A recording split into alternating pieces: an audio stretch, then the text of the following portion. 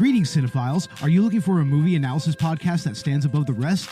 Then look no further than Collateral Cinema, the only movie podcast that matters. We analyze good movies, we analyze bad movies, and yes, we also analyze the in-betweens of the world of cinema. So if you like what you hear, find us on Facebook, Instagram, and Twitter.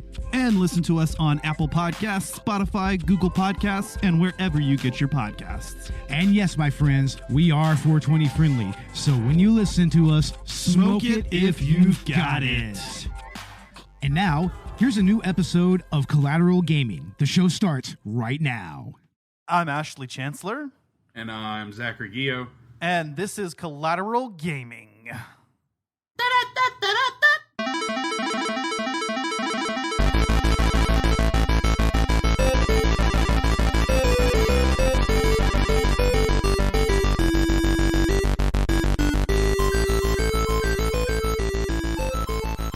Welcome to Collateral Gaming, the only video game podcast that matters, where we focus on good games, bad games, and everything else in between in the world of gaming. We are podcasting in the United States, and yes, my friends, we are a 420 friendly podcast, so whatever you have, smoke it if you've got it. It's just me and Zachary this time. We're wrapping up our thoughts on The Legend of Zelda, Tears of the Kingdom, and this is our season finale, in fact. Indubitably. What's up, buddy? What's up, man? We finally both got around to beating the story. Well, I've had the game beat for like a month now. I finally got around to beating it. Yeah, and as you guys will see, I have some thoughts on this game. And yeah, I think a lot of the recency bias, the new Zelda hype, kind of wore out, and we'll get into that. Yeah. Oh yeah. Yeah, no, we'll get into it. Yes, we will. But yeah, this is the season finale. This is part 2 of our season finale. If you haven't checked out part 1, which is our spoiler-free thoughts on Tears of the Kingdom, I recommend you do so. Just generally better just to kind of do it in that order. And then also you'll kind of see like how far we've come since the game first came out to now. And the nice thing now is that the game has been out for over a month. Almost 2 months. Yeah, well over a month. Yeah, the game has been out for some time now. It took us a while to finally, we didn't end up doing part 1 until the game had been out for a couple weeks, I think. But that was fine. And then I think, this was just like another month or so before, we got to the point where we could record, that we'd all finished the game. But and this has been a fun season. Definitely missed out on some content, throughout the season, and there's a few episodes that we ended up having to cut. But the nice thing about it is we can always come back later and do those. But I feel like we've really talked about a lot of bangers. We had God of War came out this year, Ragnarok. Yeah. I'm actually thinking about starting another playthrough because a couple months ago the New Game Plus came out and I wanted to jump back into it, but I just wasn't ready. I wasn't ready to just fully dive in. Because that's the first and only PlayStation title, or only video game I've ever, truly 100%ed, except for Breath of the Wild. Because Nintendo games don't really have achievements. Yeah. But, finding 900 fucking Korok seeds is an achievement. I did that with Spider-Man. I platinumed it. Yeah. Not all the DLC, though. Ragnarok is the first game I've ever platinumed. So, it was a really good time. I'm definitely not going to do that shit again. But going through and getting everything to level 10, which hopefully you can do, it should be fun. Experiencing the story again, because after having some time to cool down, I love Ragnarok. It's a phenomenal game. I don't like it as much as the first. We're not here to talk about that, but I'm excited to go back through the game. Hell yeah.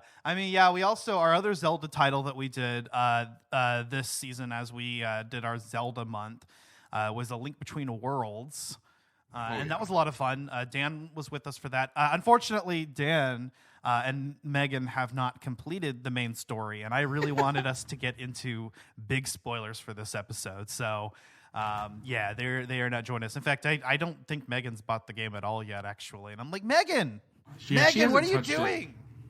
And I definitely 100% recommend purchasing the game and playing through it.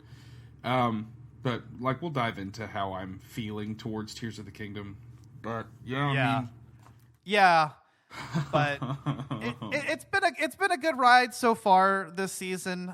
We opened up with Final Fantasy VII. We did Resident Evil. We did kind of a deep dive of the Resident Evil franchise in October. Let's see, like I said, we did Zelda month, and that was pretty cool. We had Metroid Prime Remastered came out this season. We did an episode on that. The Ace Attorney trilogy, something I've been meaning to get to for some time. Yeah, just a lot of cool stuff came out this last season, and we're already kind of planning out season 6. And I'm really excited for what we're gonna do. Actually, we'll be announcing that by the end of this episode because, hint, wink, wink. It's gonna have to do with everyone's favorite web slinger, Doc Ock. I'm just kidding. But anyway, let's jump right into Tears of the Kingdom. All right. So it's been well over a month since the game came out, almost 2 months. We finally had time to get through it. I did not 100% the game or even do everything that I really wanted to do with it yet. In fact, that's what was taking me so long. This game just kept keeping me busy, and so I really was doing a lot of exploration. I mean, I feel like I got through the first. I feel like I got through the all the dungeons very quickly, actually. And then all there was left was exploration, and therein lies the problem, which is I think what we're about to get into here in a bit. Bro. But I spent all this time on exploration, and then eventually I got to a point where it's like, okay, we're going to do this episode now, so let me just go ahead and finish the main story. I will say that finishing the story definitely revitalized a lot of things for me. But yeah, let's get into what about you, Zach? Go ahead. So first of all, I said something in the first and foremost, I spent the entirety of the first part just absolutely giving Tears of the Kingdom the best blowjob it has ever gotten in its life. I was on such a high that a new Zelda was out finally that I just couldn't stop hyping the game up. I couldn't stop talking about how great it was, how much fun I was having. And it hit me about 2.5, 3 weeks after we did that episode, while I was still playing the game. I hadn't quite beaten the main story yet. It hit me that I was really, really overhyping this game for everybody and for myself, in the fact that I just wasn't having a really great time playing the game anymore. In fact, everything about the game to me felt tedious. I was right in the fact that this game made Breath of the Wild look like a tech demo.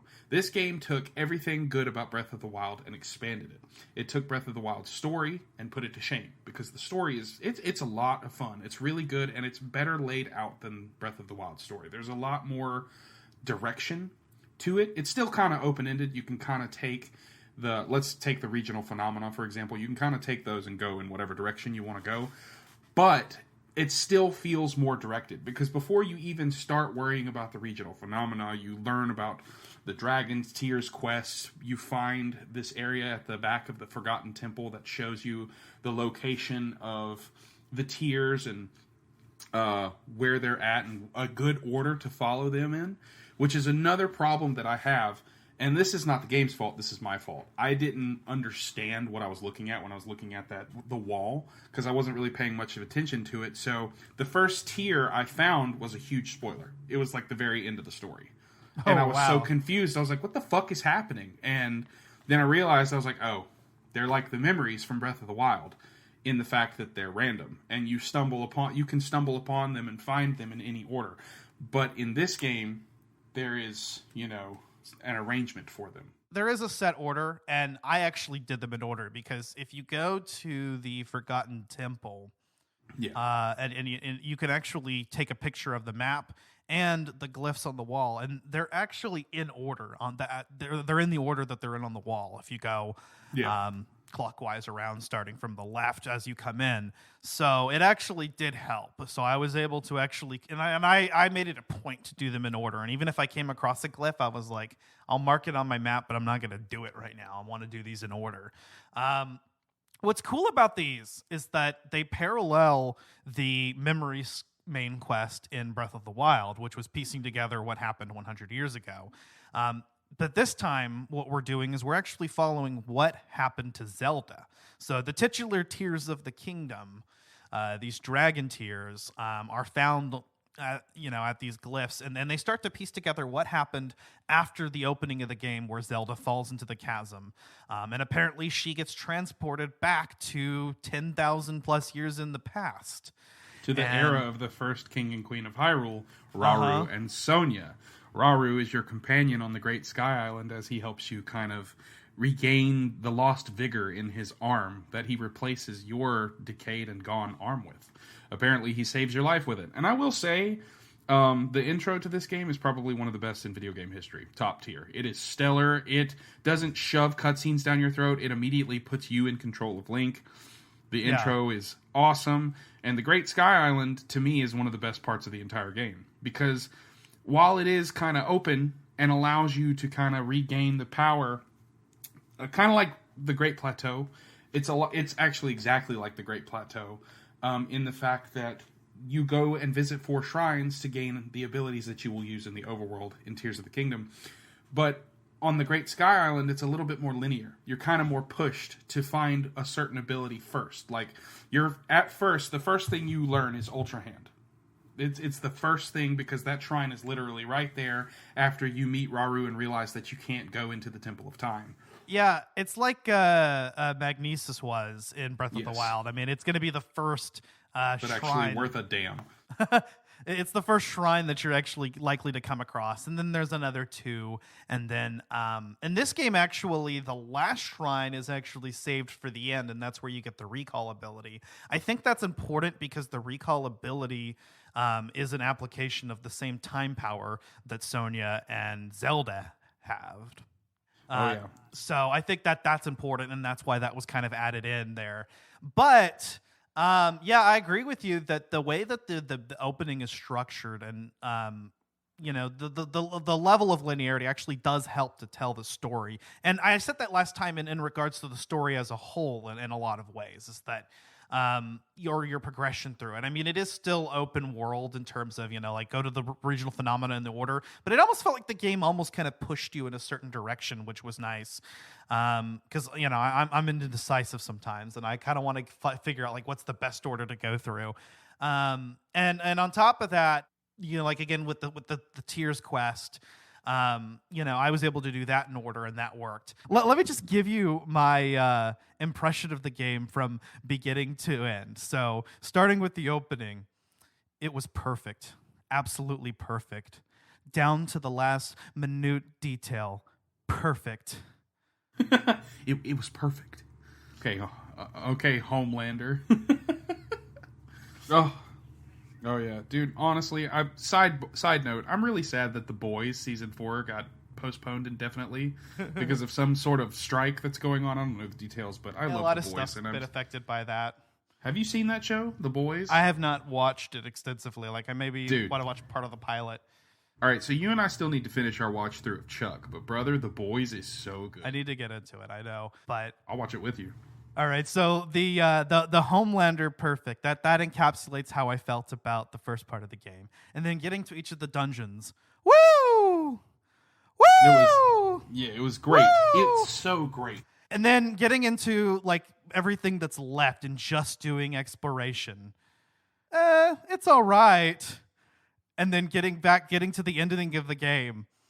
It was perfect. Absolutely perfect.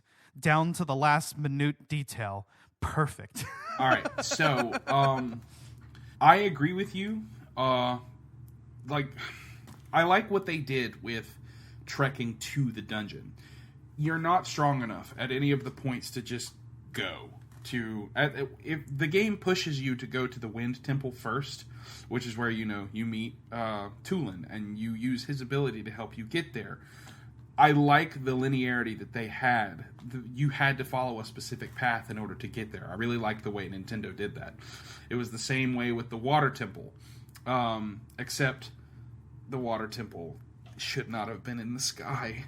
The Water Temple should have been in the fucking water. The Water Temple should have been underground where the ancient Zora's Waterworks was. Those should have been swapped. Exactly. The ancient Zora's Waterworks should have been that island in the sky.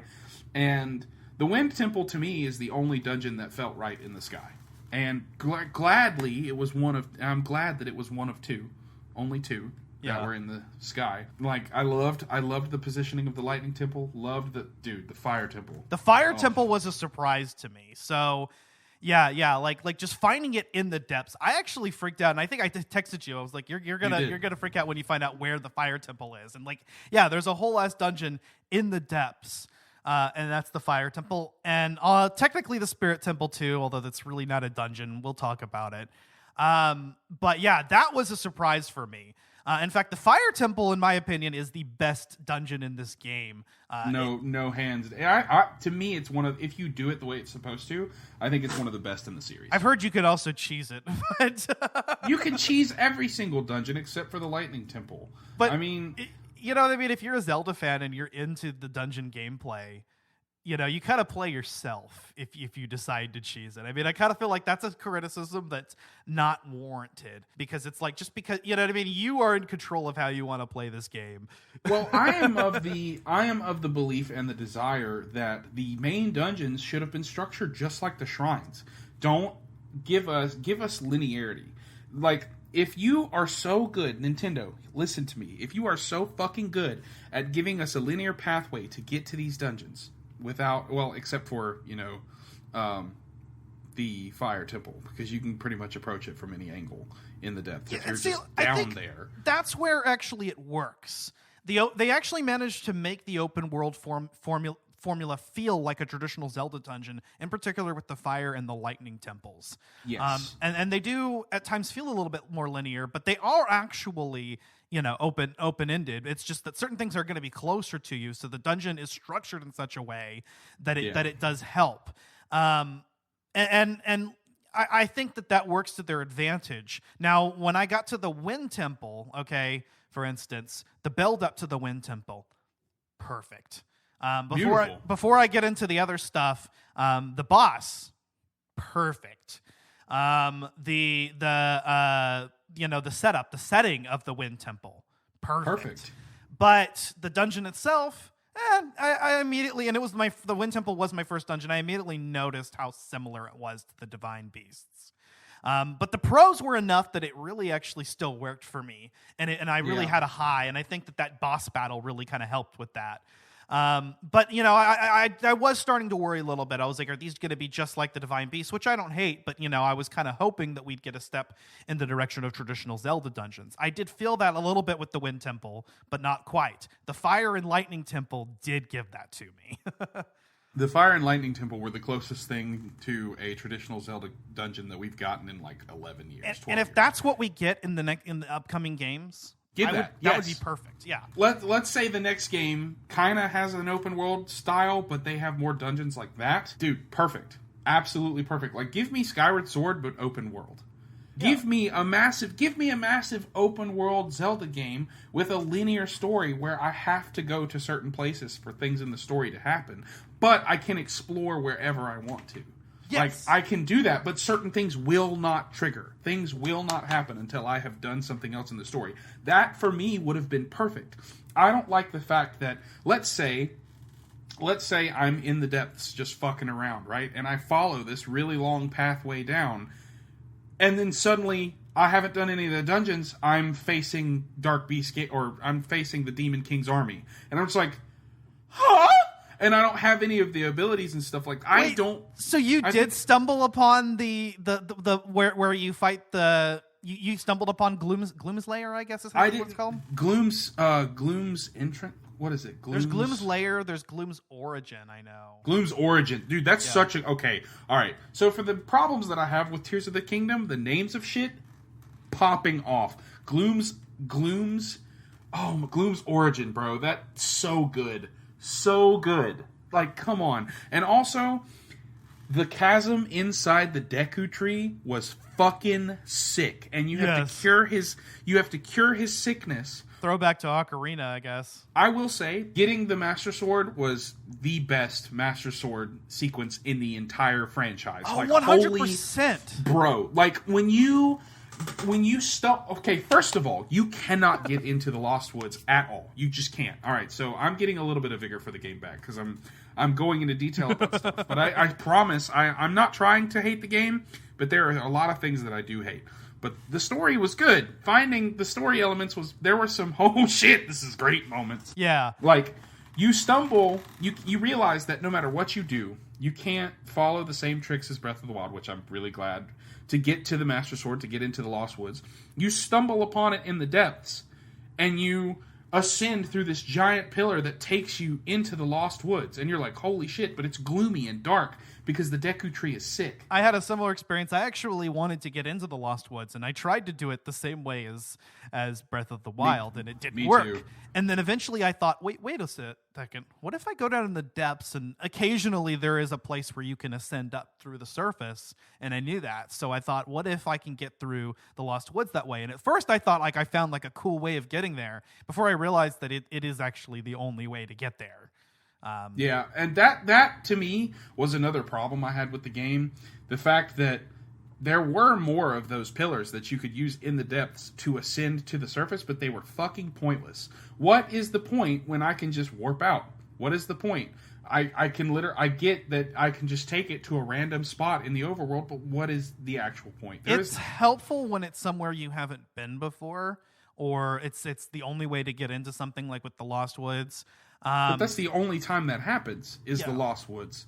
Yeah, but for instance, though, if you haven't explored that part of the overworld yet of the surface, then ascending up there might be helpful for you.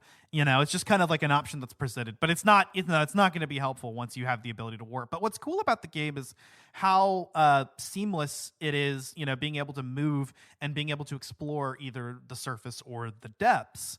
So I don't think we really got into the depths last time. I think we tried to keep it as much of a secret as we could while still kind of talking about it. But there's a whole third layer to the game, right, that was not announced, not in marketing materials. I mean, we might have seen a couple shots in the trailer, but nobody thought there was anything of this magnitude down there. There is an entire fucking layer to the game other than the sky and other than the surface that is the size of the surface, that is an inverted version of it that's completely dark, and you have to light it up along the way. It's called the depths, and for every shrine there's a corresponding light root whose name is actually the reverse of the shrine's name, which is pretty cool. Yeah, it's lazy but cool at the same time. Although, excuse me, dude, I'm literally feeling a sneeze coming on right now too. Don't you dare cut this out. Don't you dare cut that out. That sneeze was adorable, brother. Fuck, what was I gonna say? I'm so high. You were talking about the shrines and their corresponding light roots and lighting up the depths, and how the depths wasn't marketed at all. Yeah. Which, that's another thing that pisses me off, Ash. What? In the trailer, what they show of the depths is underneath Death Mountain and the whole Elden Volcano area. When, in reality, the depths is only one giant fucking biome. Nothing changes about the temperature, about the layout, about just... The only change in biome we get is the superheated area in the depths, which is really hard to fucking see in, because... There's a superheated area in Hebra, too. Interestingly enough. Which makes sense, but... The only difference in the biomes is that small parts of it, get superheated. I will say that the giant chasm, the chasms are one of the coolest parts of the game, because most of them are just kind of scattered about the open world, but there are some that are hidden too, that you will just randomly stumble upon because they're not on your map, and you're like, oh shit, well, this is here? And that helps, for instance, if you see an isolated light route that you can't get around, that there's no way to get to, but must be there, because the position of every shrine matches the light routes, which helped with exploration, because you're able to actually find a light route based on if you've encountered the shrine in the overworld or vice versa. And that actually really helped with having to track these down and not having to open up a map. I mean, I've done 132 shrines, and I've yet to go look at a map of online shrines. I've been finding them. I think there's 156 in the game. 150. I was wrong. It's 152. There are 32 in the sky and 120 on the surface. Okay. Yeah, that actually makes sense too, because that's a nice even number and sets of 4. But I agree with you about the chasms, and what was really cool about them is that there's always this sense of adventure as you hear the theme. I mean, diving from the sky to the surface to the chasm to the depths. accompanied by all these themes. And yeah, as you get down to the depths, I love how it has that loud, like blaring sound. But like, you know, like when you're just going from like the sky to the surface, it's just kind of a da da da da. But you know, when you go to the depths, you know, because it's.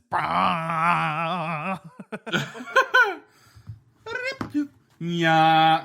Okay, so the first time I stumbled upon the depths, it freaked me the hell out. I was like, yo, this is terrifying. Like, what in the hell, brother? So you stumbled upon it. You didn't do access it through the story. No, dude. Okay, the first time I went to the depths was literally I was running around the overworld. I had not stumbled upon a chasm. I didn't really notice the splotches that were on the map. I made my way to the Great Plateau, right? And I had like 8 blessings of light, something like that. And I went to the goddess statue in the Temple of Time, and she tells me about how her power is blocked, and how I had to go bomb a wall at the base of the Great Plateau to like drain some water or something like that. And then I start this quest where there are these eyes sitting next to these things on the Great Plateau, and I'm like, I have to toss them into what?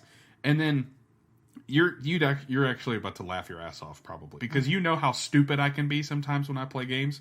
And it's no different here. I pick up one of the eyes and I notice this gaping hole in the Great Plateau covered in gloom, and I'm like, what in the actual fuck am I looking at? Because I panned the camera over as much as I could, and I was like, dude, holy shit, what is this?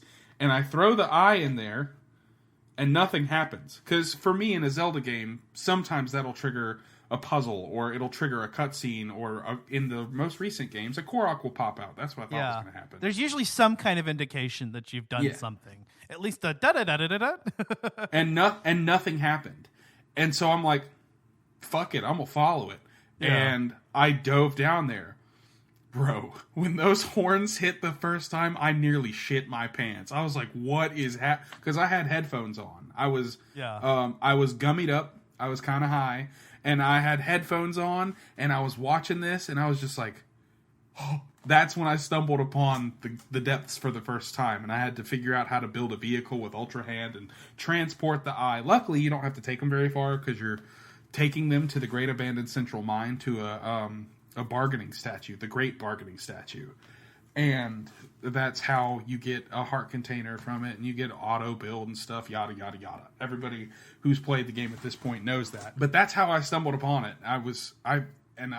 Yeah, that is actually a pretty fun part of the game, and I think it's cool because, like, it's not anywhere you're necessarily led to, but if you played Breath of the Wild, you're going to want to go check out the Great Plateau again. You just think at some point, yeah, let me go check that out. Zach, you happened to do that right away. For me, that happened after I was exploring for a little bit, and after you had mentioned it too, and I did that whole side quest, and I thought that was really cool. I like how I think all the chasms are in the places where all the Sheikah shrines were, if I'm not mistaken.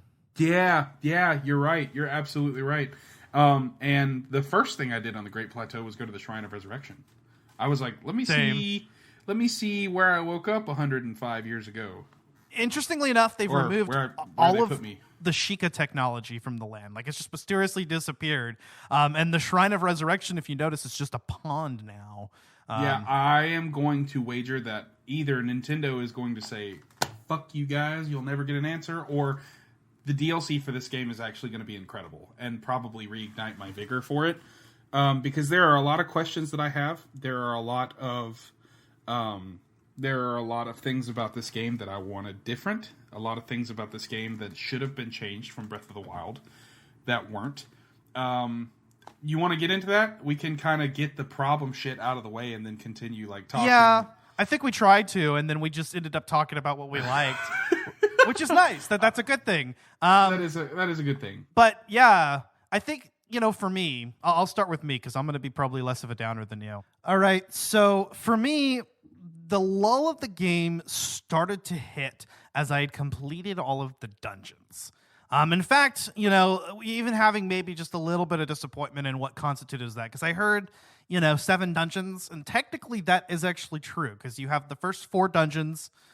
You have Hyrule Castle, you have the Spirit Temple, and you have Gloom's Lair. That's definitely my fault. I had heard that there were 7 dungeons, and I passed that information on to Ash, and we were both disappointed. Which, the Spirit Temple quote counts as a temple, but you really just saw 4 very easy puzzles, and then you fight a boss. Which, I will say, that boss fucking slapped. It was like a fucking Rock'em Sock'em Robots deathmatch in a gloom-covered ring. That was pretty cool, and the music slaps. Okay, all right. We're talking about dislikes. We'll go. Continue, my friend. You have the first 4 dungeons in the same places as Breath of the Wild, and then you have, which are the wind, fire, water, and lightning temples in their respective regions, and then you have the Spirit Temple, which, like you said, was just a boss battle. I mean, there's kind of a cool, again, the getting to that area was cool. And the music's really good. And the music's really good. The boss battle was a lot of fun. And I actually was really kind of enjoying the gameplay with that's the sage at that time. Although the usefulness of that sage, I guess, kind of waned a bit for me. But maybe I'm not fully utilizing her either, which is Minoru. But anyway, the Spirit Temple was, and you kind of set me up for that. I mean, you told me that you were disappointed, and then I realized, okay, it's going to be a situation where it doesn't really feel like a dungeon, and it isn't. I just think the starting area was kind of more of the dungeon part, like putting the construct together, and then the boss battle, and then Hyrule Castle is also counted in that list if we're counting 10, and that doesn't really count because it's a dungeon from the last game that's the exact same dungeon as it was in the last game. And I will say that's one of the best parts of the game, though. That ascent to the throne room, that's one of the best parts of the game. Just because when you get there, it's got a classic Zelda trope of Ganon kind of taunting you before what would normally be the final encounter, but instead he teases you and sends his minions to do it for him, which they fail, obviously, but getting there, learning that Princess Zelda, which we knew that, but learning that Princess Zelda wasn't in fact Princess Zelda, it was just a copy of her with Ganon's magic. That was pretty cool. Yeah, and if you did the Dragon Tears side quest, then you kind of saw that coming already. But that was cool, though. I really did enjoy that part of the game. In fact, I appreciate it more because in Breath of the Wild, I never really explored Hyrule Castle that much. I just kind of went straight to Calamity Ganon when I did, and I got the Hylian Shield, of course. But in this game, it kind of took you around Hyrule Castle, which is nice. And I did visit it earlier in the game to get the Champion's Leathers. Because the letter in Hateno Village from Zelda mentions that. By the way, Zelda's now living in what was Link's house in Breath of the Wild, the one that you kind of renovate. So they were fucking. They're definitely fucking. We'll get into that too, because this game I think kind of almost reaches Skyward Sword levels, but just a tier subtler. But a little bit more subtle. You got to be careful comparing it to Skyward Sword because that game is my baby, bro. I love that game. It is a fantastic game. You're a fantastic game. Aw. So yeah, the Hyrule Castle segment was cool. You kind of actually got to explore it. You can get the Hylian Shield there again too, I mean, and it's kind of kept in its entirety. You if you liked exploring it, it's here still, but with new challenges, new enemies to fight, and the boss battle against Phantom Ganon there, who's significantly more difficult than the other Phantom Ganon battles. I mean, I think that was probably the hardest battle for me in the game. I think that was intended to be the first one, but where I will start talking about an issue of mine next, that's where that takes place. Yeah. So, do you want me to go ahead? Let me just round this out here. So yeah, it was that just being a dungeon that was carried over from Breath of the Wild, the Spirit Temple not really being a dungeon, and then the last one realizing that just meant the final dungeon, which is really, really intense and awesome, but it's a straight shot to Ganondorf, so not as much of a Zelda dungeon. It's a Zelda final dungeon, which is fine. You always have those. And it's a great dungeon as a final dungeon. But again, kind of the disappointment settling for me that I didn't have like 7 traditional Zelda dungeons, right? And that's fine though. But I did the dungeons. I realized the game still had more than Breath of the Wild had to offer, which was nice. And what we did get was really, really good. The lightning and fire temples were primo. The wind temple was kind of mid, but everything else about it was fantastic. The water temple was arguably kind of the worst in the game. Yeah, not arguably, inarguably. That was the biggest disappointment for me. But it was fine. We got it. It's still fun for a first experience. The only thing that I will say was not fun was the Muktarok fight. That boss can kiss my left nut. Yeah, that boss sucked. That's at the bottom of my list. That is the worst boss in Zelda history. I don't know about that, but terrible. it's the lowest in my list of this game, which I have like a top. I have a ranking saved for a future episode. But yeah. So anyway, what this is all leading to is me having done all the there was to offer about the dungeons, and I had already done the Dragon Tears side quest or main quest, which was fantastic. But at this point, all I had left to do was fight Ganondorf, and of course, now I want to do all the extra shit. Not 100% the game, but I think some of my more lofty goals were to, finish all of the shrines. At least, fully upgrade a piece of armor, get all of the champion's weapons from Breath of the Wild, which return in this game, and just like a few other things, and most of which I didn't do, but it's okay. I did play the game for several weeks, just for a few weeks, just focusing on that, just doing exploration, but that's where the game really hit the lull for me, because once you've gotten past all of the new stuff, I've done all the dungeons, which is what I look forward to most in a Zelda game. And then you kind of peel away, okay, well the sky is not as big as everything else is. It's not nearly as big as the other maps. It's just kind of like a few different types of islands. In fact, they kind of copy pasted a little bit. They're still fun, God. But once you realize that there's not a whole lot more new to do in the sky, then that kind of loses its magic. Realizing that the depths was just the entire Hyrule map, but just kind of all monochromatic, all one setting, like you were mentioning earlier, and that was all there was to do in the depths, was just find the light routes and find challenging enemies.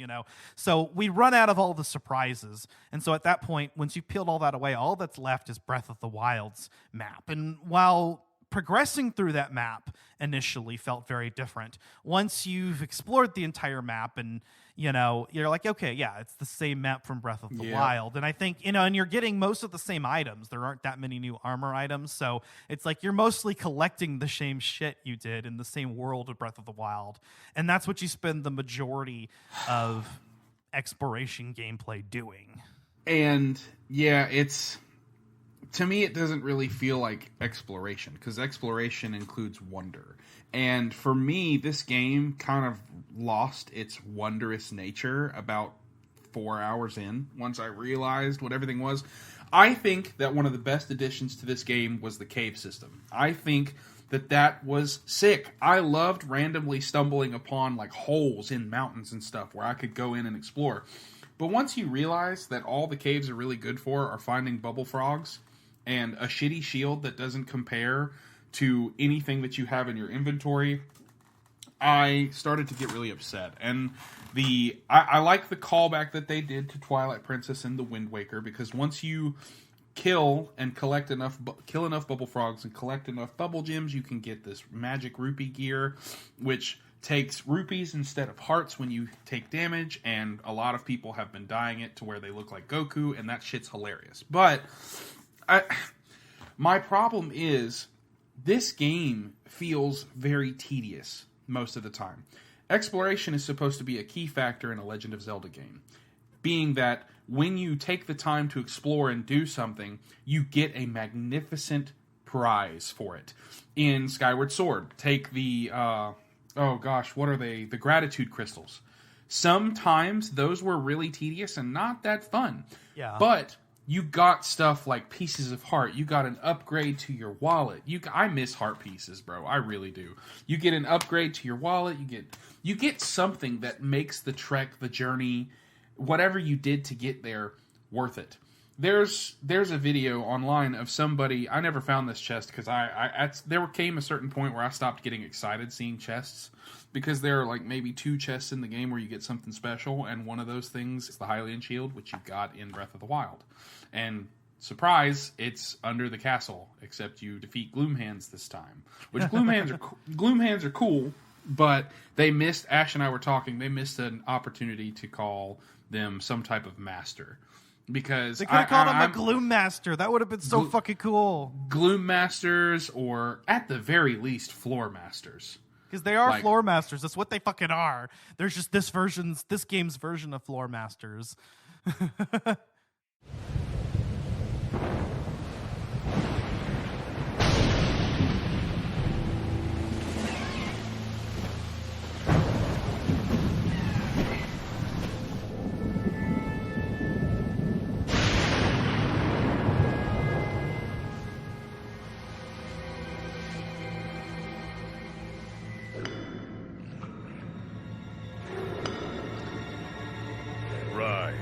Rise, my servants. Sweep over Hyrule. Eliminate this kingdom and her allies. Leave no survivors!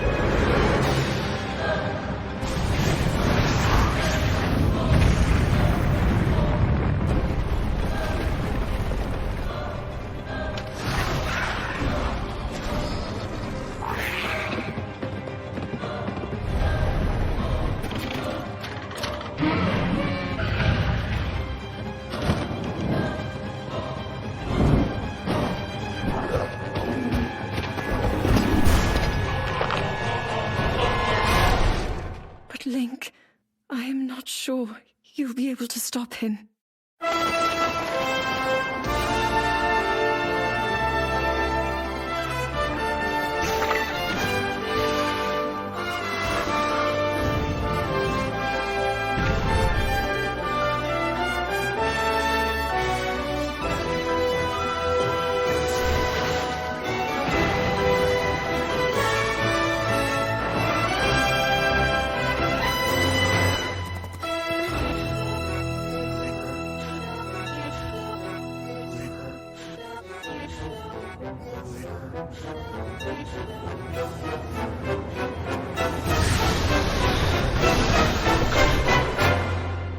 Please, lend him your power.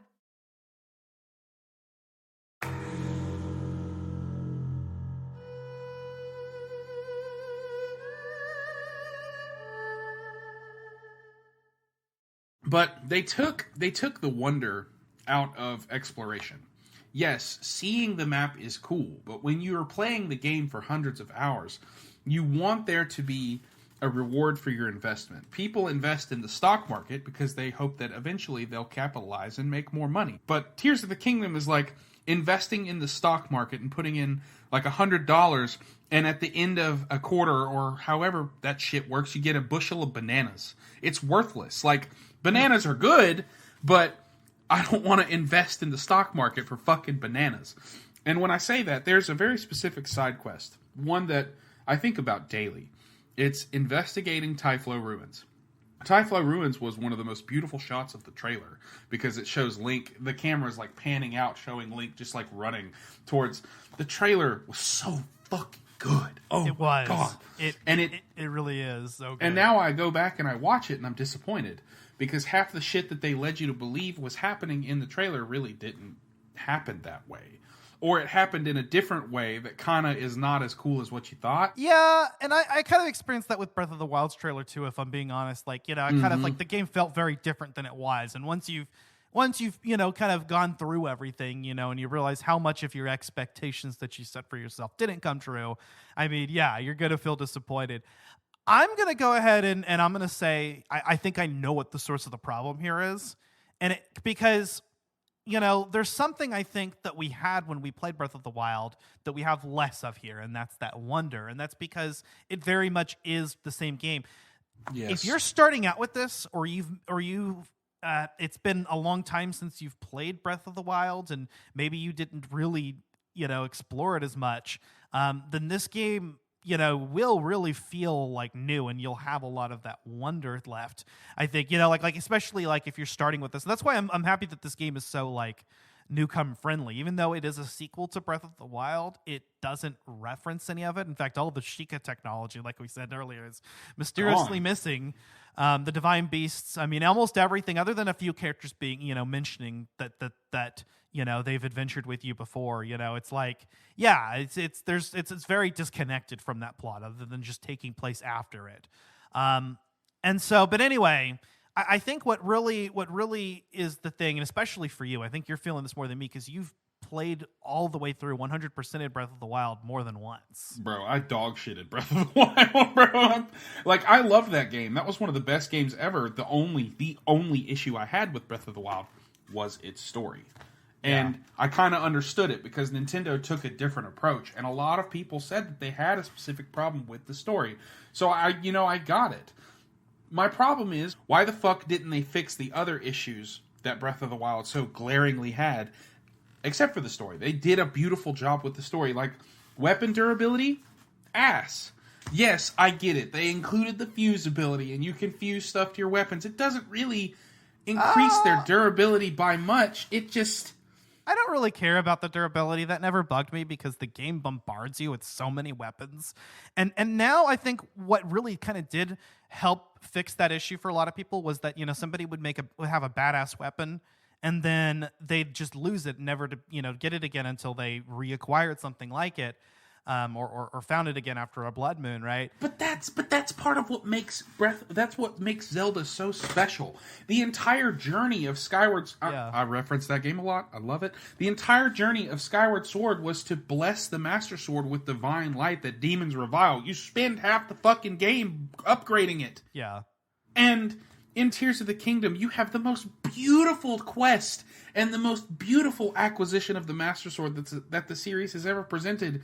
Oh, God, yes. And dink, it's broken in 20 hits with 30 power unless you're near gloom enemies. And I'm just like, dude, why? How in the fuck is Zelda going to bless this blade with 10,000 years of divine power for that shit to break on like 3 enemies? Yeah, because they did make it seem like it needed to be stronger than it was before because Ganon shatters it right away, right?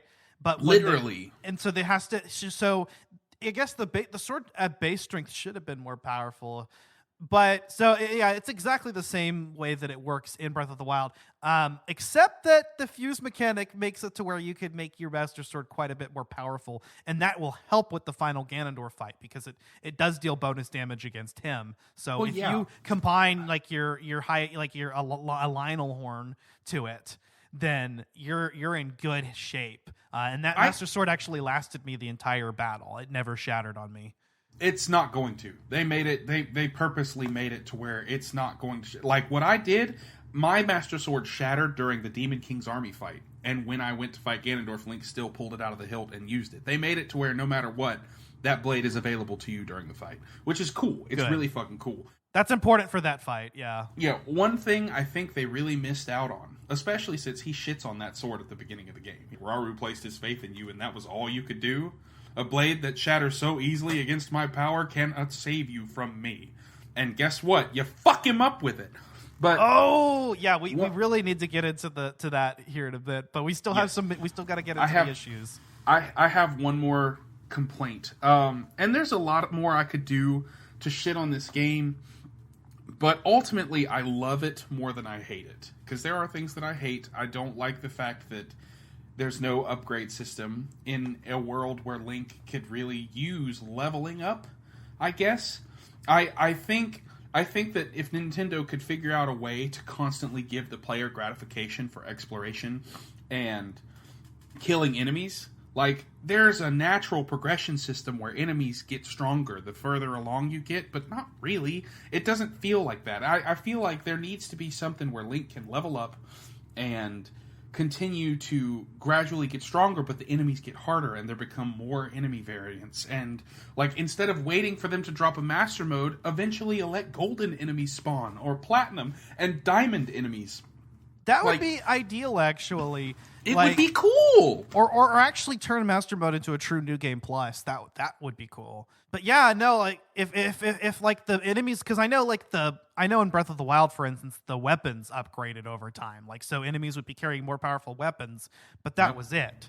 In terms of like the same enemies would exist across the world, and that's the same in Tears of the Kingdom. So yeah, I mean, it would be better if like you said, like the enemies upgraded to different tiers just within the game. Yeah. And also, one more thing about the Master Sword before we get into like more story elements. Yeah. Instead of showing what you fused with the sword, as like the shape, which makes the Master Sword look stupid, by the way, I'm gonna be 100% honest. Make it glow with a golden divine light when it's like powered up. Like make it okay. So you've played Link Between Worlds, or not Link, Link Between Worlds. You've played Link Between Worlds. Yeah. When you get the Master's Ore and you upgrade your Master Sword, how it's golden. Same thing. That shit is A Link to the Past. That shit is awesome, bro. Yeah, in both games, the level 3 Master Sword is gold. In fact, in some translations, it's the Golden Sword. Like, it looks so good. They could have done that. They could have outdone themselves with so many small Zelda things. And they chose to make your sword look like a wing when you fuse it with a Gibdo wing. So it's interesting because it kind of like it'll kind of like it's kind of ethereal, like the attachment to the Master Sword, like the extension of it. So like it'll go away and come out. So yeah, it's kind of interesting, but it would have been cooler if it was golden, right? Like referencing Zelda's, or like every time it powered up, it was golden instead of that blue color. That would be cool, actually. It's kind of like a nice little hint to how much more to it being blessed with that. Change it up a little bit. Don't make it I will say, I do like that they took away that horrible sound that the Master Sword made when you hit enemies with it in Breath of the Wild. I always hated that sound. Also, another nice thing that they added was that when you're wearing the Champion's leathers or the Tunic of Memories, you can use Master Sword beams even when you're like no matter what level of health you have. I did not know that. That is pretty fucking dope. Okay, cool. Because so I'm working on, I finished all of the shrines, so I'm working on upgrading. Oh, well, I actually haven't played Zelda in like a week. I need to hop back into it. I got into this show called Suits, and I took my Switch with me to my future in-laws' house this weekend. They had me watch their puppies. I took it with me so that I could play Zelda while I was home alone. I didn't touch that shit. I left it in my car. I was just watching Suits the whole time. It's a great show. But I'm working on the Ancient Heroes aspect, trying to upgrade it. And right now I have it at like 2 stars. That armor is cool, except for the face. I fucking hate how Link's face looks with that armor, because he looks like a miniature Rauru, and it's weird. He looks like a lizard dragon baby, and it's weird. Yeah, it's like it kind of feels like this is the suit that you got after completing all the shrines. You want to use it to fight Ganon, but looking like that, no. It's like I want to look like Link when I fight Ganondorf. Especially, all right, story time. Almost. So you listed some of your grievances. Well, allow me to retort. Okay. So I definitely agree that like with what's basically 2/3 of the exploration of the game being basically Breath of the Wild. But I will say that as far as like fixing some of the issues that Breath of the Wild had, I mean, you had mentioned how the weapons system is still kind of messed up, and I disagree, because I think that fusing materials to weapons kind of brings back some of that ability to make badass weapons. So that feeling that players had where they would like find a badass weapon and then break it and then, and then it's gone. You can kind of reclaim some of that, because now you can make all sorts of badass weapons with the fuse abilities, and adding that creativity in, as well as adding the creativity with the Ultra Hand and auto build systems really does help to differentiate this and to bring some distinctions. But I sorry. I'm sorry. No, you're good. I did hit like a period of time where I definitely wanted some time away from the game, and I needed to like play some other things. Final Fantasy 16 had come out, and I played, I remember I finished Danganronpa V3 because I really wanted to finish that. And I just kind of played some other things for like a week or two, and then I came back to it. And I started getting some of that sense of wonderment back as I just, started to discover some of the other things that the game has to offer, like, being able to build your own house, and then especially the story. this is what really reinvigorated this for me. This is what turned this game from, me starting to be disappointed in what I felt was going to be the greatest game of all time to still my personal favorite game of all time. So we can jump into the story now. Let's do it. Yeah, because let's do finishing the story for doing this episode is what really is what made this game win me over again. Yeah, to be honest, the end of this game is... There are a lot of people that hate the end, and I'm like, dude, the ending is perfect. There's nothing wrong with it. Oh my God. So good, bro. I fucking cried, dude, because midway through the game, whatever point you finish the Dragon Tear side quest, you get the heartbreaking revelation that the Zelda that you know is dead. We find out exactly what happened to Zelda in the past. Instead of telling us in the first 15 minutes to an hour of the game what happened, you actually have to work your way to get there. And so Zelda swallows a secret stone and becomes an immortal dragon, losing her sense of self in order to protect the Master Sword for 10,000 years. Literally just so that she could get it back to Link.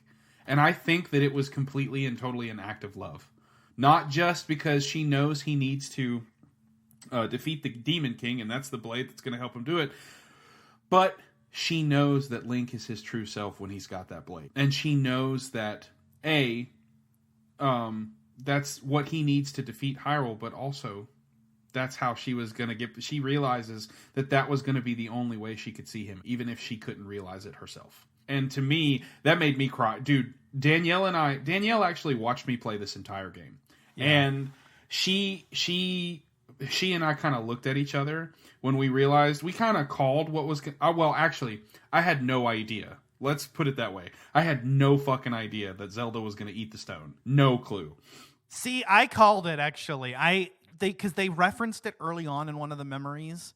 So I called it, and I knew that she was going to do that. And I think by the end of it, I think we did acknowledge that Zelda was awakening her time power, so she could have potentially found a way to get back to the present using her powers as a time sage. Yeah, but there would have been no way for her to save the sword. The sword. That was the mech. That's why she had to do what she did. She had to re-heal the Master Sword so that Link stood a chance and get the sword to him. And the only way to do that was to become an immortal dragon so she could carry that to him, literally. And that's the thing, is she realized that, Link needed that sword in order to stand a chance, and also for the Kingdom of Hyrule to stand a chance in the future. And so she did what needed to be done, and it was heartbreaking. I remember you telling me that, get ready, like you're gonna cry whenever you finish the Dragon Tears quests. Because I certainly fucking did. Oh, I man. certainly did. Yeah, but I think you and I were both like, nah, we're gonna find a way to undo this. Like maybe Link's gonna go back in time and prevent it. Like let's just we know somehow, but still, like we don't have any idea. I mean, there doesn't seem to be a way out of this situation, and it's heartbreaking. So fast forward, right? It's the end of the game. You're going to go and fight Ganondorf now. You've made it through Gloom's Lair. You're a badass if you're able to get there. And I'm actually watching a playthrough of it. It is among the most difficult boss battles in the game, if not the most difficult. I died during it, and I realized you had to start the entire battle over again. So first you fight Ganon, the Demon King's army. That much you don't have to redo it once you beat. But the Demon King's army is cool because that's actually the point at which, if you haven't beat the dungeons where you have to fight the boss rush, the gauntlet of bosses. Yeah, I think I is that how Nintendo incorporated the boss rush into these games? Because I like it to where it's an... Well, you can do it because they're all in the depths too, which is nice. You can do you can rematch all of the bosses, I guess, once the Blood Moon. Oh, dude. Oh, that's another. Oh, dude. Zelda's voice actor is not good. Patricia Summer. She was fine. She's better than she was in Breath of the Wild, but that Blood Moon cutscene, it's awful. Well, when the glow of the blood-stained moon shines upon the land. It's meant to be off, though, because it's not her. That's the point. She sounds robotic and stilted because it's not her. It's Phantom Ganon. And that's important. That's why it sounds so off. But you fight the Demon King's army, potentially fight the bosses again if you didn't fight the other ones. And then you fight Ganondorf, the man himself. The first part's not too bad, and the sages come to help you out. But then the second part was where I started to have trouble. Yeah, that shit's tough, bro. It's hard. It's an all-out duel, and that's usually how it is with Ganondorf fights. And also, did I tell you that you could dead man's volley some of his projectiles? You told me that, and I did not know that before. That's fucking awesome. Dude, also, he flurry rushes you. The bastard. Talk to me about that. That shit scared the fuck out of me because I thought I was done. I was like, if he can flurry rush you, does that mean he can just brutalize you? Or like he right does the there? bullet time anyway. I don't know if he can flurry rush. Maybe if you let him, but I know he does do the bullet time effect, which was like a what? Like that scared me too. That was a moment of the game that was genuinely terrifying. And he's tough. The timing is tough to dodge and to parry him. And even if you do dodge him, he'll just dodge right back on your counterattack. So he is a tough enemy. I did find that bows were pretty effective against him. Just get a Lionel bow with five times arrows, and just attach some Gibdo fucking bones or whatever your highest value fusion materials are. Yeah, I really appreciated the cinematic nature of the ending. Like when you walk in and he's just kind of marinating. You witnessed the revival of a king and his new Do world. not look away. You witness a king's revival. That's it. And the birth of his new world. That's it. Yep. You have it. That and So a pretty good, good Matt bro. Mercer impression there too. Like yeah. Oh, really? Cool. Oh, he's so good. Ganon Daddy still all the way to the end. Like Ganon Poppy. Damn, Daddy Dorf, the Daddy King. Do not look away. God, he's so fucking cool. And Matt Mercer did a really good job as Ganondorf. You know, as good as, you know, the voice acting and stuff in the game could be. I actually played the whole game in Japanese. So the ending of the game was not portrayed by Matt Mercer. It was portrayed by the name of the Japanese voice actor. And please look it up because I feel awful right now not knowing that information. Yeah. Witness. I've heard King's some of the revival. Japanese dub, and it is actually really, really good. Bro, it's dude, at the beginning of the game, when you oh my god, the Japanese voice actor for Ganondorf at the beginning of the game is so good, bro. Really? It's so good. Okay. Actually, after we finish up recording here in a few, we're going to hop in Discord. I'm going to switch over to my other PC. We're going to hop in Discord, and I'm going to show you that part, because it's fucking amazing. Alrighty. All right, continue. I'm sorry. Sounds good to me. Yeah, no, and I was watching those, the Japanese version clips. It actually made me realize how much I want a Zelda anime. Like, I went from wanting a Zelda live-action movie to a Zelda live-action series to wanting, I want a Zelda anime. That's what we all need. the way. Studio And Ghibli style, like... And still give me a silent Link. I never want him to talk. No, or very, very minimal if you have to. Like, but yeah. I don't know, man. I silent Link. Like if he at least if he just voiced like the responses that he makes whenever you get custom responses, then that or that he's would, just like like in the games. Yeah, so I don't know if anybody's going to see this, but for when he's talking to people, he just extends both his arms out and his lips aren't even moving. That shit's too funny, bro. But alrighty, so you fight Ganon Daddy, you fight Super Daddy, Super Saiyan Daddy, Super Saiyan Ganon Daddy, and Probably then Ganondorf does the only logical thing that you think about it and you're like, no, actually I should have seen this coming, because he does Gross. exactly the logical conclusion of what you would think at the end of the story, and that's he swallows a secret stone himself and he becomes the demon dragon. And while it's not a difficult boss battle, it is an epic one. Oh no! See, the thing is, Tears of the Kingdom did what Breath of the Wild was trying to do. That it didn't matter if that fight was difficult. With Dark Beast Ganon, you're just on a horse riding circles around him while he's like derpily stomping on the ground and shooting lasers. No, basically he and Zelda are tussling in the sky while you are skydiving. Like, first of all, when he eats the secret stone, you see his entire fucking arm go down his throat. And when the fight starts, he captures Link in his mouth and takes him outside. Zelda comes out of nowhere in dragon form. This is where I believe that Zelda's powers took hold of her, or her reincarnation as the goddess Hylia took over, because she knew that it was time to go protect the hero. Yep. She went in and she basically steered him off course and made him drop Link. She catches Link in midair, and then the best shot in the entire series, where Link is standing on Zelda's head, facing off against the Demon King. He draws his sword, and the fight starts. It's so good. Oh my god. Dude, I'm It's literally so good. watching it right now as you speak, and it's pretty much in sync with my playthrough in the background. So this is perfect. Yeah, that's a good boy band. This is really bringing back, how I felt too. Like I'm playing this, it's late at night, and it's ready. Like this is time. This is the end. This is the final battle. And he pulls out the sword, it glows, and it's go time. And again, this battle is not difficult, but it is epic. And I felt that way about the Dark Beast Ganon fight. I actually liked it. It's one of my favorite boss battles in the series, just in sheer terms of epicness. This one managed to outdo it like times 10.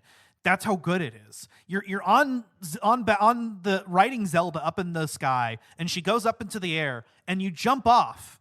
And when you have to either shoot arrows, or it's more effective to just jump on his back and slash away at these little eye pustule things along the body of the dragon. And then after you're done, he shakes you off, or you jump off, and Zelda comes down and catches you and brings you all the way back up. It's fucking awesome. You've got the light dragon versus the demon dragon, and Link just kind of, and Link is he's just pounding away, and all of the fights with Ganon involve gloom, right? So like Ganon, what was difficult about the Daddy Dwarf fights that we didn't mention was that they all cause gloom damage, meaning that Link loses hearts temporarily. Oh, also he loses hearts permanently. You remember that thing he does at the beginning of the game where he permanently knocks out all 40 of Link's fucking hearts down to 3? Some of his attacks do that in the final boss battle sequence. And you will actually lose that heart until the end of the game or the end of the battle. But the demon dragon fight takes place in the sky, so that's kind of your little reprieve.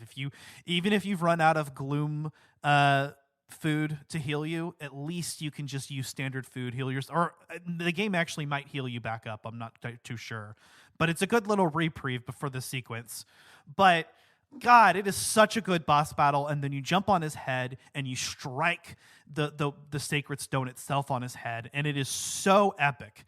And it's what happens after that just cemented this to me as the best Zelda story of all time. Dude. Yeah, it's all right. So Link pulls the sword out of the secret stone, flies off of the dragon like a G, managing to continue holding onto the sword, by the way. Falls down, Zelda catches him. He looks Zelda and Link in the eyes as the stone shatters on the top of his head.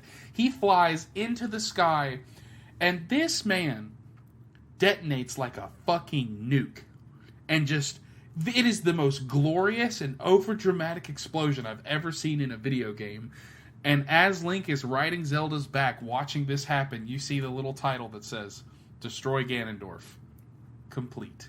And it is so thematically perfect. And Ash, please talk about what happens next. Okay, so Link is suddenly transported to another plane, as it might. Something to that effect.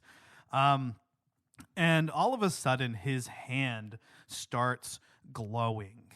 And you see, you're already, I think, as a player, knowing what's going to happen. And I'm starting to tear up because I realize he's going to find a way to take her back.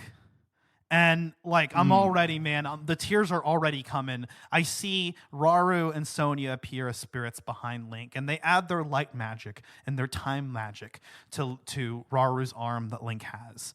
And they manage to reverse Zelda. I think the time magic is really at play here with that. And So they'd actually, what we thought was irreversible, what we were told in the game was irreversible, is now reversible. And you know what's funny is they don't even really have to explain it, because as the players, we've earned it, and we want that for Link. And it's such a beautiful fucking moment. And as you see Zelda's form turn back to her original form, and Link's original arm is restored, and he's shirtless now. So you can For see the some whole reason. thing. I don't understand the shirtless Link, but I guess it's so that they can restore his arm. By the way, they just take off your top armor and your helmet. So whatever pants you're having stay on throughout the rest of the game sequence here. But somehow Zelda is restored. And then Rauru and Sonia fade away. And Link looks at his arm, which is the way that it used to be. His original arm that he lost at the beginning of the game. And then he kind of fades out. You know, he goes unconscious. He wakes up in the middle of the sky. He's falling. And a reprise of the main theme plays. The main theme of Tears of the Kingdom, which is a good fucking theme. Except while he's looking around, you know, it feels very much like an anime. The whole Ganon Daddy fight also felt very anime-esque. Like, he even had a, "this isn't my final form" line. He did. He said, and I'm not even nearing the limits of my power. Anyway, tangent. So we're in the middle of the sky. Link sees Zelda falling below him. And it's at that moment that I'm like, no, you have to get her. We have to get her. We spent all this time and we finally rescued her. And it's like, just go get her, King. And the game puts you in control.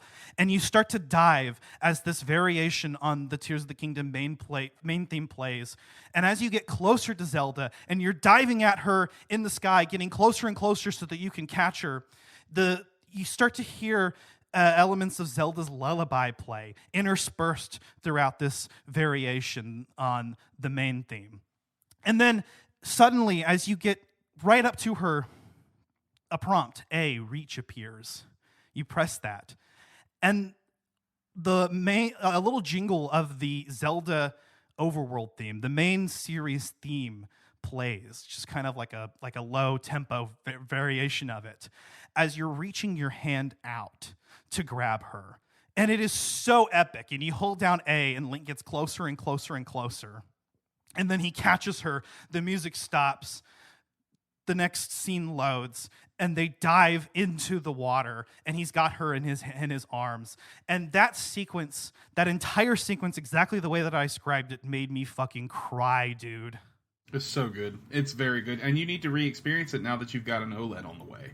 Yes, sir. I did finally order an OLED on a payment plan. So as my Switch Lite's starting to kind of break down and I had some Joy-Con drift, which probably wasn't helping as I was doing I was hitting, my lull with the game. But This part of the game for me worked perfectly somehow. I didn't really have any issues.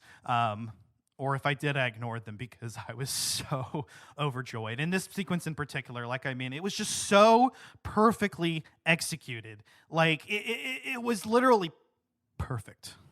Absolutely perfect. Perfect. Everything, down to the last minute details. Seriously, dude. It's just like it felt so much like an anime, which really helped, I think, for me. And just the moment I'm watching it now on screen here, the moment where Link is diving down to catch Zelda is just peak Legend of Zelda right there. I think it's like the greatest sequence in this franchise. This is definitely the best final boss sequence. Absolutely, 100%. I didn't think, for the longest time, that fight-wise, Twilight Princess was going to get trumped, and I didn't think that cinematically Skyward Sword was going to get trumped. Because Demise is easy as fuck, but that cinematography is amazing. It's so good. But yeah, dude, and then at the end of the game, post-credits, basically, you get a sequence up in the sky with Zelda and the sages. She's basically thanking them for everything that they did. They take a group pledge, which kind of has a little bit of a comic relief as they both mess up together and then pledge their loyalty to Hyrule and to Zelda and their fealty. They say goodbye to Minoru because her spirit fades and she's gone from the construct. And then they basically leave it open-ended for the next title, which is, the way they should have ended it, kind of keep it, keep it so that we can figure it out at some point. But I'm excited. I can't wait to see what they do with DLC. And honestly, I think it's time for a new 2D Zelda. I would love to see, a 2D like traditional Zelda game, like as like a not a spinoff, but it's part of the mainline game series. But it's what they do in between the major console releases. Yeah, but do one for a Switch. Do one for the Switch. But it's all on Switch now, so it's all one console anyway. But yeah, no need for them to switch things up. I see what you did there. The secret or true ending, I don't know exactly how it's triggered, if it's just doing all the dungeons or doing all the main quests. I've heard different things, but I know that post-credit scene is not part of the default ending.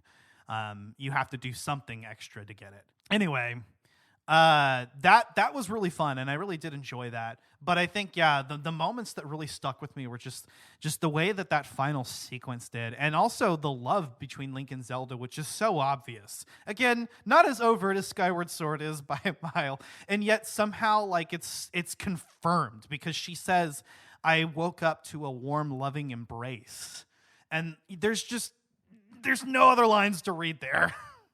For people who have figured out how to mod the game and play it on PC, somebody increased the field of view, and Nintendo actually put in Link smiling when she said that. What? Yeah, it's really sweet. When I felt something like a warm, loving embrace, I woke up. The line's here on screen. And he smiled. That's awesome. Yeah, no.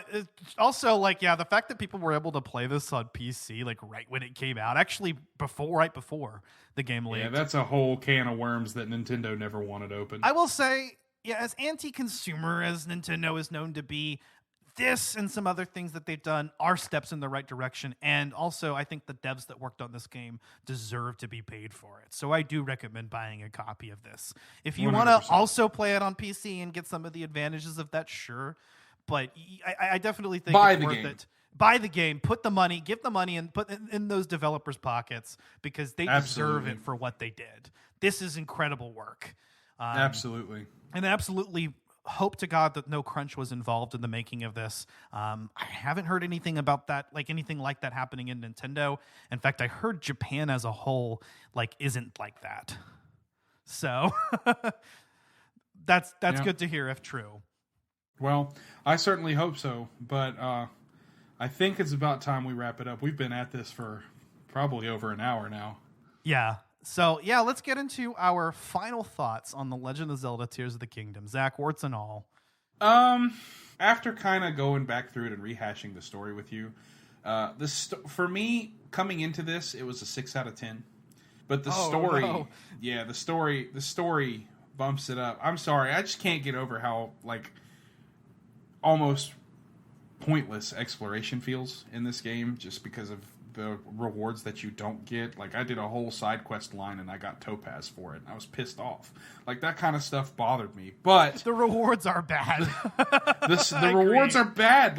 You collect 1,000 Koroks and you get shit for it. All right, that's beside the point. Okay, but that was a troll move, because you're not actually intended to get all 900 Korok seeds. But that's the only way that you can 100% the game. This is true. Only way. So, but my final thoughts, the game gets a 9 out of 10 for me. 10 out of 10 if the exploration was better and it was more rewarding. So I give 0.5 to each of those things, because everything else about the game is stellar. The music is one of a kind. It's absolutely breathtaking. It's visually stunning on 6-year-old hardware. Shout out to Nintendo for keeping it up. I really enjoy the gameplay feel of the game. A lot of people didn't like the combat, but that's one of my favorite parts of the game. And just everything that you can see for the first time. The exploration and discovery of things, like the overworld bosses, like Gleeoks and stuff. We didn't even talk about that. Well, we talked about that shit last time. But overall, phenomenal game. We'll play it again at some point, especially because DLC will be coming out. Highly recommend. What about you, bud? Oh, so my journey through Tears of the Kingdom is not completely over. I don't know that I will get all 1,000 Korok seeds. Because as mentioned before, I don't think, I think Dan made a really good point that stood out to me. It's not like that's actually intended for you to do. Getting half of those in Breath of the Wild actually expanded your inventory fully. But I think that they're kind of one of those things that's just like, as you come across the world, you always have something to find and a little puzzle to do, which is nice. And the way in which they improved that was good. But anyway, moving on to non-specific things. Part 1, I was ready to call this game the greatest game of all time, but I told myself, wait, let's play through the whole game. And I'm glad I did because, I don't know that I can call this the greatest game of all time because of just a couple things for me. And also knowing that if you didn't enjoy Breath of the Wild, this isn't fundamentally different. In fact, it's basically the same game at its core. It's like the meat on the skeleton. And in a lot of ways, it's kind of what Breath of the Wild should have been. I can see where this was originally DLC, as I heard, so I can see how that's the case. Although we wouldn't have gotten nearly as much out of the abilities as we did. And that's really the winner here. The new abilities in the game, which really helped to change this experience. I know, like, Breath of the Wild is a game I don't know if I'd necessarily recommend to my ex-wife, but Tears of the Kingdom is. That's a conversation I had with her recently. Just knowing, like, what kind of gameplay that she's into. Like, the creative aspect of Tears of the Kingdom helps with that. But if you didn't like Breath of the Wild, this isn't going to be a different experience, right? But if you're like me and you love Breath of the Wild, but you had a couple complaints with it, this does fix some of those in a lot of good ways. If anything, it just makes me more excited for the next mainline entry because I know, like, at this point, it's probably going to have to be something completely new. I think in part 1, we were like, yeah, they could do a third one. And now I'm like, I don't really think they need to. Just knock it out of the park with the DLC and we're good. But I think the next Zelda game should be something totally different, something totally new, but still holding to this open world formula because we know that that's here to stay. The numbers don't lie. So while this isn't the greatest game of all time necessarily, it is my personal favorite video game of all time. Definitely my favorite Zelda game of all time. That's a different. Calling something the best versus calling something your favorite are two different things. And I think this is one of the best games of all time, as all Zelda games are. And it's still very much a Zelda game. And if you're a Zelda fan, you should play it, unless you really hated Breath of the Wild, in which case, it's Breath of the Wild 2. That's what it is. Plain and simple.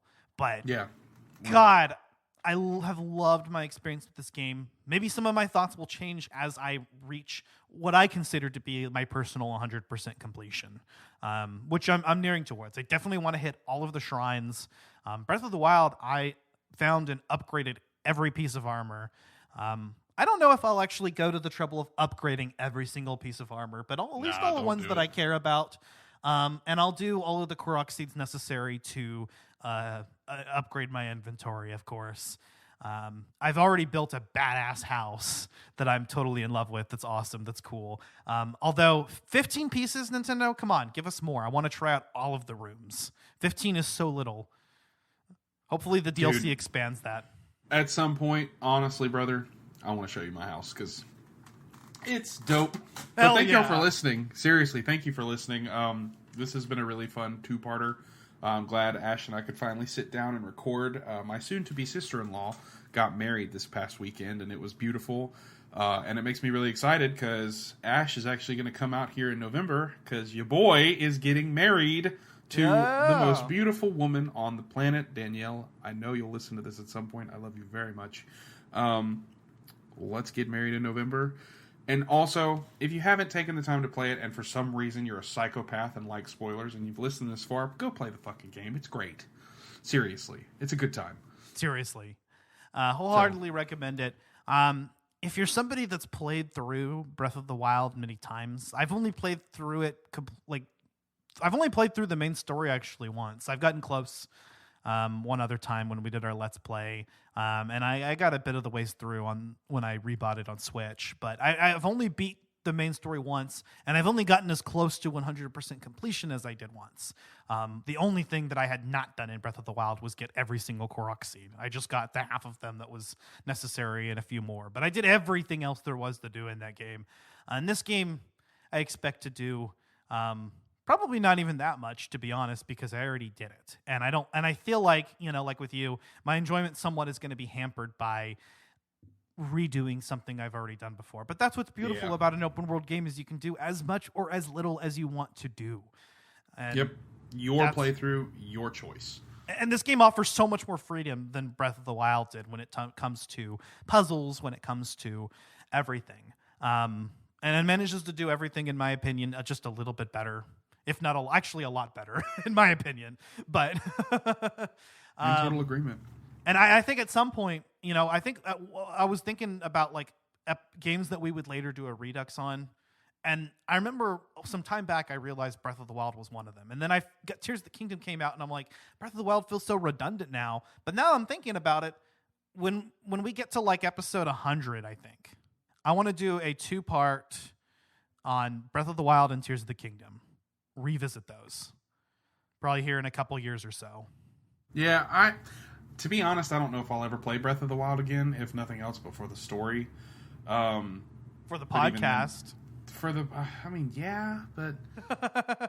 I beat the shit out of that game twice. I don't know if I could ever play it again. Play as much or as little as you want to. That's the beauty of it. Yeah. Especially when you're revisiting. But yeah. We didn't even get into some of the bosses. Like I'm watching somehow it skipped over to the Colgera boss fight, which is, well, we did talk about that being like one of the best fights in the series. It's so fucking good. Well, the thing Easy, is, but we can do spoilers, but we can leave some things to discover. And I think it's good that we didn't get into those because people are going to know the gist of the story, but let them experience the bits and pieces. Right. So, like, go into it with like high expectation, or go into it with your own expectations. That's and have true. Fun with it. With as big as this game is, there may be significant parts of it that you haven't discovered yet. Yep. I mean, I know I rushed and finished the main story before I would have normally. So I want to say ready to, but I actually was totally ready to now in retrospect. But we'll 100% like recommend getting into this. I think at some point, I know we have like a boss rankings bonus round episode that we can do later, so we can actually really get into some of the bosses then. And I'm sure at some point this will come up in a bonus round one way or another. Well, I mean that's fine with me, but we've been dragging on for long enough. Thank you guys so much for tuning in with us. I have to show Ash this Japanese intro to this game so that he can nut himself. So, you can find Collateral Gaming wherever you get your podcasts. And I'm not even going to get into the whole list of it. It's in our show notes. Stay tuned for Season 6 of Collateral Gaming because we're going to be opening up the season in September with a 2-part season premiere on Spider-Man PS4 and Spider-Man Miles Morales in preparation for the October release of Spider-Man 2, which we will be covering in November. Again, a 2-part, first part being spoiler-free, second part going into the full spoilers like we did with this and God of War Ragnarok. So that's what we'll be opening up with. We also do have, our scary shit planned in October. As we get closer to that, we'll finalize it. But yeah, thank you for sticking with us. This has been an incredible season of Collateral Gaming. And like Zach said, I mean, we've really been bullshitting this long enough. I just got to do the usual plugs. So with that all being said, I've been Ashley Chancellor. I have been and will always be Inigo Montoya. No, I'm Zachary Gio. This has been Collateral Gaming Season 5. We'll see you guys in September. Dun, da, da, da, da, da, da.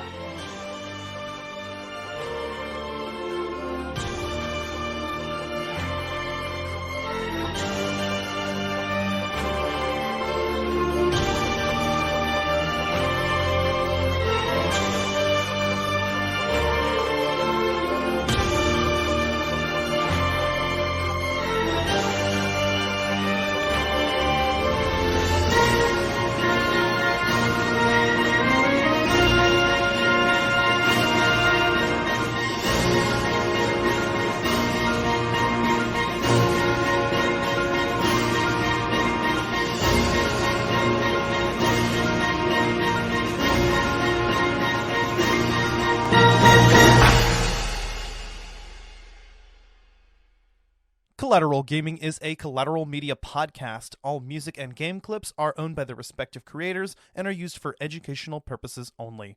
Please don't sue us. We're poor.